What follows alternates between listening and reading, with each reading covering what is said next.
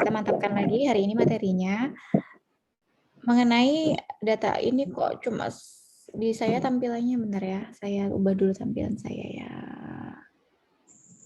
Nah, baru. Tapi nggak kelihatan. Nah.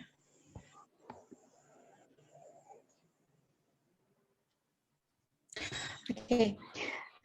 Tentang data akuntansi untuk pengambilan keputusan manajerial. Nah, kita di sini tentang berbicara tentang aset operasi, kemudian modal operasi, kemudian berbicara tentang arus kas bebas, arus kas, dan sebagainya. Yuk mulai slide pertama. Kita hari ini nggak usah lama-lama karena materinya juga cuma sedikit.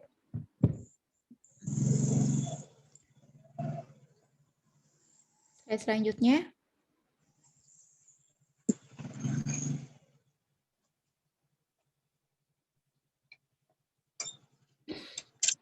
Nah, di sini tentang aset operasi dan modal operasi. Jadi aset operasi itu apa sih? Nah, biasanya itu perusahaan itu, setiap perusahaan itu punya struktur keuangannya berbeda, kemudian model perpajakannya berbeda, kemudian jumlah aset-asetnya juga berbeda, termasuk juga aset non operasinya, dan disajikan itu dalam laporan tahunan. Nah, jadi biasanya di dalam laporan tahunan ini akan ditampilkan mengenai struktur keuangannya, kemudian bagaimana perpajakannya, kemudian jumlah aset baik itu aset operasi maupun aset non operasi. Nah, di sini karena hal-hal yang berbeda tersebut menyebabkan dua perusahaan atau bahkan dua divisi yang di dalam satu perusahaan aja sebenarnya memiliki operasi yang sama, tetapi menjadi tampak memiliki tingkat efisiensi yang berbeda. Jadi ketika jangankan dua perusahaan, ya dua divisi di dalam satu perusahaan aja mungkin memiliki operasi yang sama, tetapi tingkat efisiensinya itu berbeda gitu. Nah, di sini dalam menilai kinerja manajerial itu perlu membandingkan kemampuan para manajernya dalam menghasilkan laba operasi dengan aset operasi yang di bawah kendali, yaitu harusnya di bawah kendali mereka. Apa sih itu aset operasi? Aset operasi ini terdiri dari kas, sekuritas, piutang, itu piutang. Ini piutang, kemudian persediaan, dan juga aset tetap yang dibutuhkan untuk melakukan operasi bisnis. Nah, disebut dengan aset operasi. Jadi aset operasi adalah aset yang digunakan sebagai modal dalam melakukan operasi bisnisnya selama periode tertentu kayak gitu, misalkan 1 tahun, misalkan 1 tahun ke depan kayak gitu. Sedangkan aset non operasi meliputi kas dan sekuritas di atas tingkat yang dibutuhkan untuk operasi normal, investasi pada anak perusahaan, dan juga investasi lainnya. Jadi aset non operasi itu adalah aset di mana aset tersebut itu digunakan untuk hal-hal seperti investasi, kemudian kayak misalkan dia perusahaan yang punya anak perusahaan dilakukan investasi ke anak perusahaannya, atau mungkin dia mau investasi di produknya, atau mungkin dia investasi ke tanah atau investasi ke bangunan dan lain-lain. Jadi aset non operasi ini aset yang digunakan biasanya dia perusahaan punya dana lebih digunakan untuk investasi kayak gitu. Slide selanjutnya.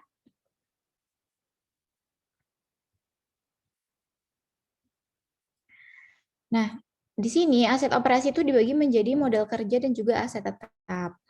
Nah, seseorang manajer apabila dapat menghasilkan laba dalam jumlah tertentu, tapi kemudian melakukan investasi pada aset operasinya yang relatif kecil, hal tersebut sudah pasti dapat mengurangi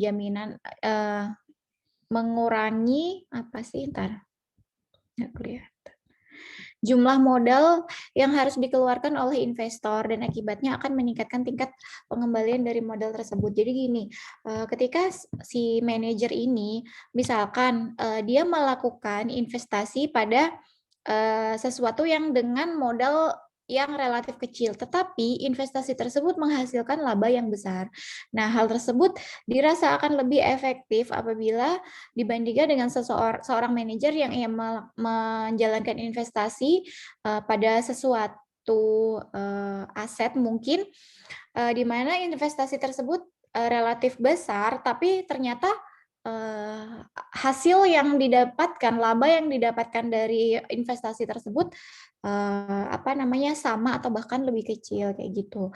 Nah, ketika ternyata seorang manajer itu banyak melakukan investasi ke aset-aset yang sebetulnya tidak terlalu diperlukan oleh operasional perusahaan, itu kan nanti akan terjadi pemborosan dalam biaya modalnya kayak gitu. Jadi biaya modalnya akan tinggi. Nah, hal tersebut dirasa tidak akan efektif. Kenapa? Karena ketika ketika biaya modalnya tinggi, berarti kan si perusahaan memerlukan modal yang lebih besar lagi gitu untuk membiayai pembelian aset-aset tersebut. Nah, sedangkan sumber-sumber modal itu dari mana sih? Ya dari investornya. Sedangkan kalau misalkan investor berinvestasi pada perusahaan dan perusahaan tersebut melakukan investasi aset yang sebetulnya tidak terlalu berpengaruh signifikan terhadap laba perusahaan, hal tersebut juga pasti akan menjadi suatu pertimbangan tersendiri bagi investor. Karena apa? Karena akan terjadi pemborosan di situ, kayak gini. Nah, itu kan disebut ya, jadi sumber utama modal itu ya investor. Investor itu ada investor biasa dan investor yang istimewa. Mungkin ya di sini yang terbagi ke dalam investor biasa itu adalah pemilik saham biasa, investor istimewa yang pemilik saham preference kayak gitu. Nah, apabila perusahaan membutuhkan lebih banyak aset daripada yang sebenarnya, maka perusahaan akan menghimpun lebih banyak modal lagi. Hal tersebut tentu saja akan menjadi pemborosan modal atau biaya modalnya nanti tinggi. Gitu. Jadi intinya membelanjakan modal tersebut terhadap aset-aset seefektif mungkin, seefisien mungkin, di mana aset tersebut harus memberikan tingkat pengembalian yang relatif besar, kayak gitu. Atau bisa kita sebut harusnya menghasilkan laba yang besar. Jadi nanti tingkat pengembalian atas aset tersebut juga tidak akan lama gitu. Sumber modal lain adalah pemasok atau penyedia bahan baku dan dilaporkan sebagai utang. Jadi selain ada sumber modal utama, sumber modal lain yaitu pemasok. Kemudian penyedia bahan baku. Kenapa ini disebut sebagai sumber modal lain? Karena ketika kita membeli bahan baku di salah satu pemasok, biasanya kan kita tidak langsung membayar. Kita biasanya bayarnya tempo misalkan 1 bulan atau 2 bulan. Nah, selama periode tersebut kan kita masih bisa menggunakan uang yang harusnya kita gunakan untuk membayar bahan baku, tapi kita gunakan untuk biaya operasional kayak gitu. Nah, makanya si pemasok atau penyedia bahan baku itu juga disebut sebagai sumber modal lain. Nah, aset lancar yang digunakan dalam operasi disebut dengan modal kerja operasi atau operating working capital. Dan modal kerja operasi dikurangi utang dan akrual disebut modal operasi bersih atau net operating working capital. Kalau kita biasanya itu NOWC sebutannya. Jadi di sini adalah modal operasi di mana modal operasi bersih. Jadi modal operasi yang sudah dipotong oleh akrual dan juga utang-utang yang tidak dibebankan bunga, utang-utang yang tidak berbunga. Utang apa ya? Biasanya utang kayak utang kita bahan baku tadi biasanya kan dijatuh tempo aja tapi nggak berbunga, misalkan 1 bulan atau 2 bulan itu tidak dibebankan bunga kayak gitu. Nah, rumusnya apa sih modal kerja operasi bersih itu? Modal kerja operasi bersih itu rumusnya adalah seluruh aset lancar dikurangi seluruh kewajiban non bunga. Jadi seluruh aset lancar itu ya kasnya, terus sekuritasnya, persediaannya yang kemarin sudah kita pelajari ya, aset lancarnya dikurangi dengan seluruh kewajiban non bunga, akrual, terus utang-utang kayak ini, utang jangka pendek yang tidak berbunga yang seperti saya sebutkan sebelumnya kayak gitu. Slide selanjutnya. Nah, di sini laba operasi setelah pajak. perusahaan yang memiliki utang berbeda, maka akan memiliki beban bunga yang berbeda pula. Namun, mereka masih dapat memiliki kinerja operasi yang sama dengan laba bersih yang berbeda.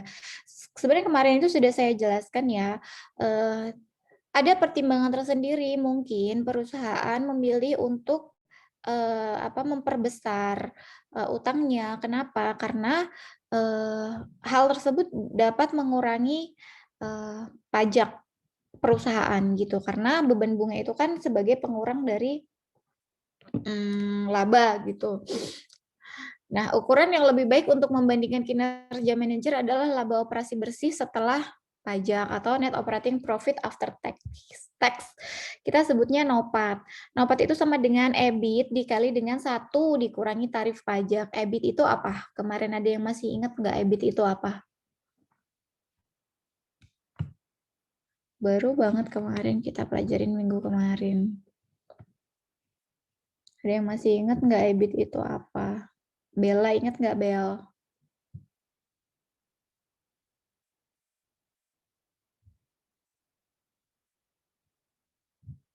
Lupa ya. Bagus.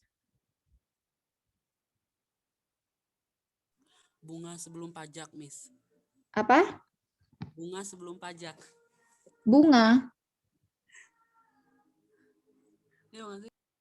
Bunga sebelum pajak nggak ya? Jadi EBIT itu earning before interest and tax. Jadi laba sebelum dikurangi dengan beban bunga dan juga pajak. Ya. Nanti kalian harus apal apa istilah-istilahnya kayak gitu karena nanti itu sebagai dasar kalian dalam melakukan analisis keuangan. Kemudian slide selanjutnya.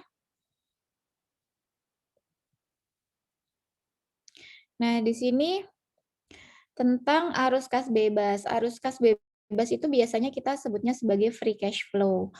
Arus kas yang benar-benar tersedia untuk didistribusikan kepada seluruh investor setelah perusahaan menempatkan seluruh investasi pada aset tetap, produk baru, dan modal kerja yang dibutuhkan untuk mempertahankan operasi yang berjalan. Jadi gini, arus kas bebas atau free cash flow adalah ketika satu perusahaan itu sudah menghitung nih tahun ini kita mendapatkan laba berapa, laba kotornya, kemudian sudah dikurangi dengan biaya operasionalnya, sudah dikurangi dengan harga pokok penjualannya, kemudian sudah dikurangi dengan beban bunga, kemudian sudah dikurangi dengan depresiasi dan amortisasi dan juga pajak, itu kan nanti akan menghasilkan net income. Nah, net income ini nanti akan dikurangi dengan biaya-biaya atau modal kerja nih. Misalkan si perusahaan itu memutuskan untuk melakukan investasi, nanti berapa jumlah investasi tersebut ya nanti akan digunakan sebagai pengurang dari net income itu. Kemudian modal kerja nih dibutuhkan untuk mempertahankan operasi yang berjalan. Jadi nanti dipotong juga dalam 1 tahun ke depan kita butuh modal operasi itu tuh berapa. Atau kita harus punya cash berapa nih untuk agar si perusahaan ini tetap berjalan selama 1 tahun ke depan kayak gitu. Nah, ketika ternyata sudah dipotong oleh semua itu nanti didapatkan hasil yang disebut dengan arus kas bebas atau free cash flow, di mana dana tersebut nanti biasanya akan dibagikan kepada pemilik perusahaan atau pemegang sahamnya kayak gitu. Dalam bentuk apa? Dalam bentuk dividen. Gitu. Di sini rumusnya arus kas operasi adalah NOPAT yang tadi net operating profit after tax ditambah depresiasi dan amortisasi. Sedangkan kalau free cash flow ini atau arus kas bebas beda ya, arus kas operasi dan juga arus kas bebas. Sedangkan kalau arus kas bebas ini adalah NOPAT dikurangi investasi bersih pada modal operasi gitu. Investasi bersih pada modal operasi. Jadi kalau perusahaan itu mau investasi apa ya dikurang sebagai pengurang aja gitu. Slide selanjutnya.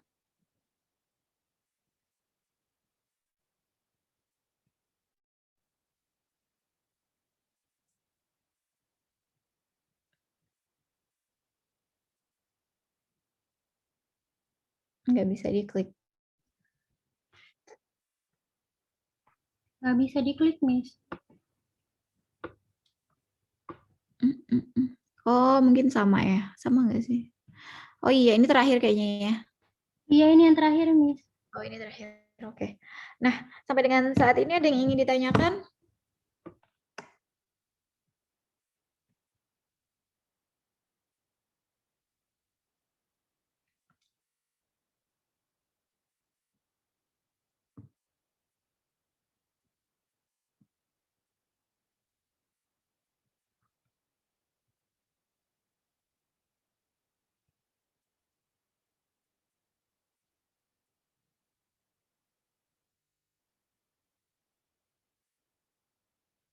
Ada yang ingin ditanyakan nggak?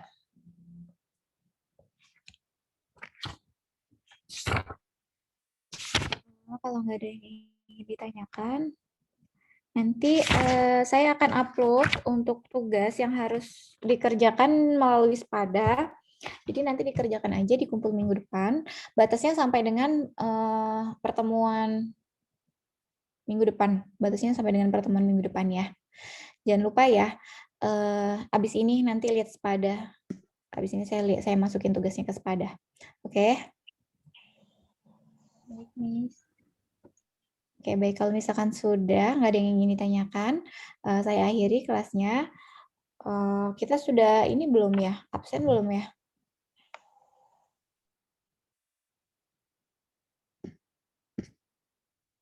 Absen dulu lah kalau belum absen. Ada 36 partisipan di sini. Sudah di-capture? Sudah, Miss. Udah, oke. Baik. Terima kasih ya atas kehadirannya pada pertemuan siang ini. Jangan lupa nanti nggak harus langsung sih. Paling 10 menitan saya perlu proses untuk upload soalnya. Terima kasih atas kehadirannya. Saya akhiri. Wassalamualaikum warahmatullahi wabarakatuh. Waalaikumsalam warahmatullahi wabarakatuh.